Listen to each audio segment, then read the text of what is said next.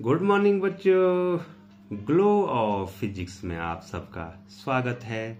Science जी की या science fact की इस महा सीरीज में आपका पुनः स्वागत है। 52वां वॉल्यूम जारी है और इस वॉल्यूम का पहला क्वेश्चन या पहला फैक्ट आपकी स्क्रीन पे है।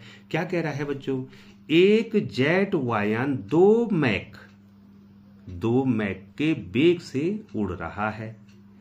जब ध्वनि का वेग 332 मीटर पर सेकंड हो तो वायुयान का वेग कितना होगा? तो वायुयान का वेग बच्चों इस ध्वनि के वेग 2 मैक, एक मैक में 332 मीटर पर सेकंड आएंगे, तो 2 मैक में 332 गुणा 2 464 मीटर प्रति सेकंड जो है उस वायुयान का वेग होगा, जबकि वो 2 मैक के वेग से उड़ रहा होगा बच्चों। तो ये चलते हैं आपको अगले फैक्ट की ओर या अगले क्वेश्चन की ओर।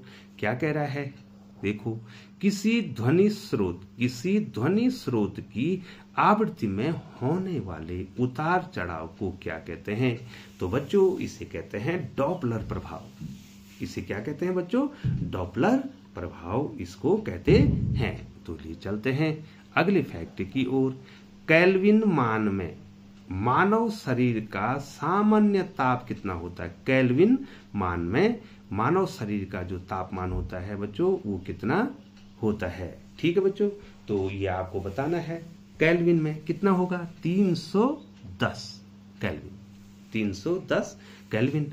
और बच्चों अगर आपको बदलना है तो आप ये जगह कैपिटल टी बराबर स्मॉल टी प्लस 273, ठीक है, ये फॉर्मूला है।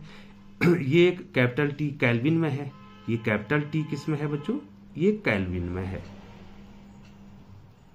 केल्विन में है। और ये स्मॉल टी सेंटीग्रेड में है, सेंटीग्रेड, ये सेंटीग्रेड में है। ठीक है बच्चों, तो मानव शरीर का जो सामान्य ताप होता है वो 310 क्या होता है? केल्विन होता है। और आप यहां से सेंटीग्रेड में इस टी का ये सेंटीग्रेड में निकालेंगे तो 310 में से आप कितना माइनस कर देंगे बच्चों? कितना माइनस कर देंगे? 273 माइनस आप कर देंगे बच्चों। लिए चलते हैं आपको अगले फैक्ट की ओर। तो अगला फैक्ट क्या कह रहा है? किस तापमान पर सेल्सियस तथा फारेनहाइट पैमाना बराबर होता है? वेरी इंपॉर्टेंट, ये बहुत ही ज्यादा महत्वपूर्ण है बच्चों। कौन सा ऐसा तापमान है जिस पर दोनों पैमाने बराबर होते हैं, सेल्सियस और फारेनहाइट? तो है बच्चों ऋण 40। और इसको वेरीफाई भी कर सकते हैं। एक फॉर्मूला आपको बता देता हूं, F = 9C/5 + 32। ये रिलेशन है बच्चों।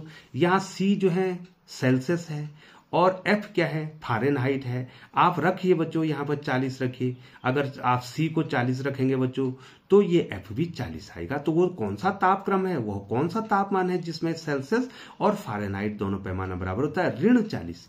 और ये दोनों में रिलेशन है, फारेनहाइट और सेल्सियस में क्या रिलेशन है? F = 9C/5 + 32। आपको भी ये याद रखना है। लिए चलते हैं आपको अगले फैक्ट की ओर।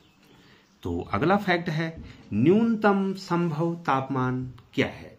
कम से कम जो तापमान है वो है बच्चों ऋण 273 डिग्री सेंटीग्रेड।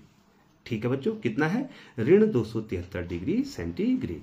अगला क्वेश्चन आ गया है, किसी मनुष्य के शरीर का सामान्य ताप क्या होता है? तो 98 डिग्री फारेनहाइट, 98 डिग्री फारेनहाइट ये होता है। और अगला जो आपके पास आ गया बच्चों, अगला फैक्ट आपके पास आ गया है। ये देखिए बच्चों, ये क्या कर रहा है? एक स्वस्थ मनुष्य के शरीर का ताप कितना होता है? तो आंसर है 37 डिग्री। तो ये स्वस्थ मनुष्य के शरीर का ताप है। और ये सेल्सियस आप इस फॉर्मूले के द्वारा बच्चों जो मैंने बताया था बच्चों, यहाँ देखो आप इस फॉर्मूले के द्वारा भी इसको वेरीफाई कर सकते हैं। ठीक है बच्चों, तो प्यारे बच्चों जो हैं मैं आपको ये बता दूं कि ये सारे जो हैं जीके के जो फैक्ट हैं ये विभिन्न पुस्तकों से हमने कलेक्शन किया है। और इसमें अगर कहीं पर गलती होती है बच्चों तो हमने पूरा प्रयास किया है, हम उसके लिए माफ़ी चाहेंगे। और यदि गलती होती है बच्चों तो आप कमेंट सेक्शन में ज़रूर लिखिए, जिससे और बच्चों की गलतियां भी इसमें सुधर जाएं बच्चों। तो ये चलते हैं आपको अगले फैक्ट की ओर।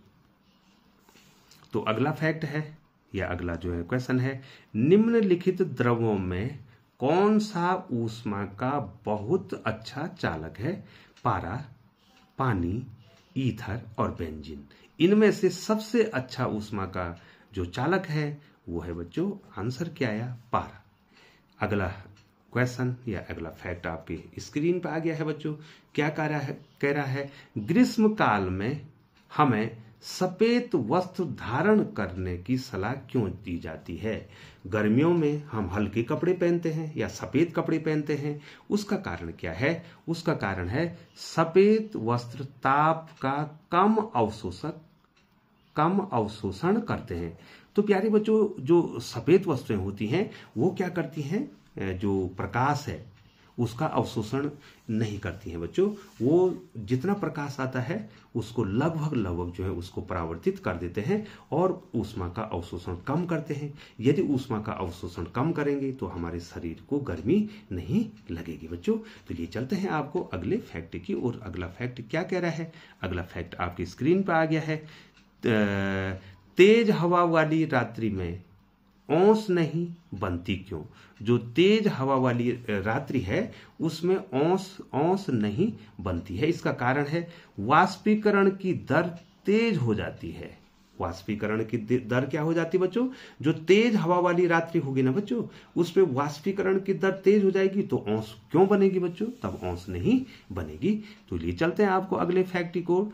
ठोस कपूर से कपूर वाष्प बनाने की प्रक्रिया को क्या कहते हैं बच्चों?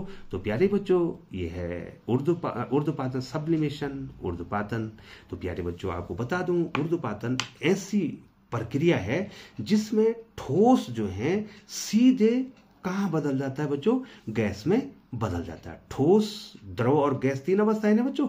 तो किसी ठोस को अगर हम गर्म करेंगे तो वो द्रव में नहीं बदलेगा बच्चों, सीधे गैस में बदल जाएगा। तो इसी को कहते हैं ऊर्ध्वपातन, सब्लिमेशन।